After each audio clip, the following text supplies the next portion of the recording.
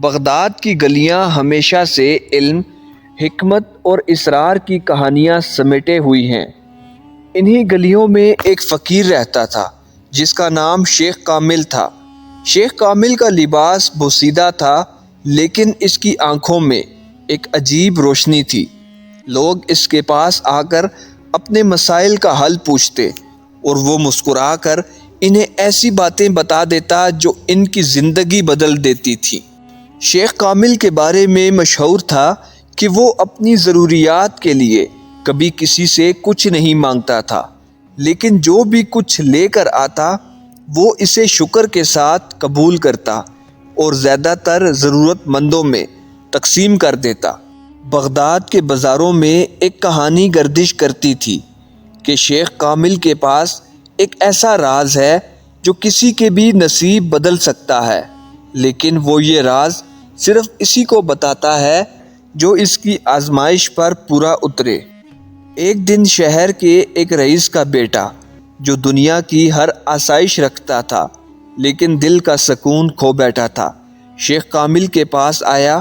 اس نے شیخ سے کہا، اے فقیر، میں نے سنا ہے کہ تمہارے پاس ایک ایسا راز ہے جو زندگی کو بدل سکتا ہے۔ مجھے وہ راز بتاؤ، کیونکہ میرے پاس سب کچھ ہے لیکن سکون نہیں۔ شیخ کامل نے مسکرا کر کہا، اس راز تک پہنچنے کے لیے تمہیں میری 3 آزمائشوں پر پورا اترنا ہوگا۔ اگر تم کامیاب ہو گئے تو میں تمہیں راز بتا دوں گا۔ پہلی آزمائش میں شیخ کامل نے رئیس کے بیٹے کو بغداد کے سب سے غریب علاقے میں جانے کو کہا اور وہاں کے لوگوں کی ضروریات پوری کرنے کا حکم دیا۔ رئیس کا بیٹا جو ہمیشہ شاہانہ زندگی کا عادی تھا، وہاں کے فاقہ زدہ لوگوں کے ساتھ رہنے لگا۔ اس نے اپنے تمام زیورات اور مال و دولت ان لوگوں میں بانٹ دی، لیکن اسی دوران اس نے پہلی بار سکون اور خوشی کا احساس کیا۔ دوسری آزمائش میں شیخ کامل نے اسے کہا کہ وہ اپنا غرور اور تکبر ختم کرے اور بغداد کے بازار میں فقیر بن کر لوگوں سے بھیک مانگے۔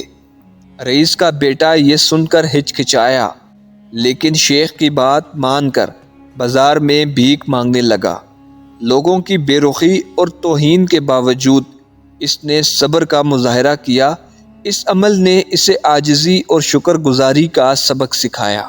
تیسری اور آخری آزمائش میں شیخ نے اسے کہا کہ وہ 1 مہینہ خاموشی اختیار کرے اور صرف اپنے دل کی آواز سننے کی کوشش کرے۔ اسی دوران رئیس کے بیٹے نے اپنی زندگی کے تمام غلط فیصلوں پر غور کیا اور اپنی روحانی کمزوریوں کو پہچانا۔ 1 مہینہ گزرنے کے بعد رئیس کا بیٹا شیخ کامل کے پاس واپس آیا۔ اب اس کی آنکھوں میں غرور کی جگہ عاجزی تھی اور اس کا دل سکون سے بھر گیا تھا۔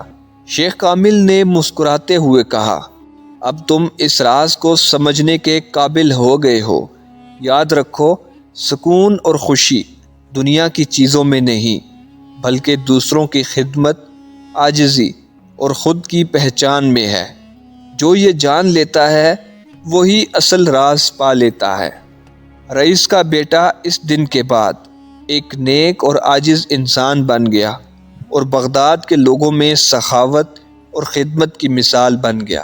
اگر آپ کو یہ کہانی اچھی لگی ہو تو ویڈیو کو لائک کریں، چینل کو سبسکرائب کریں اور ویڈیو کو دوستوں کے ساتھ لازمی شیئر کریں۔ شکریہ۔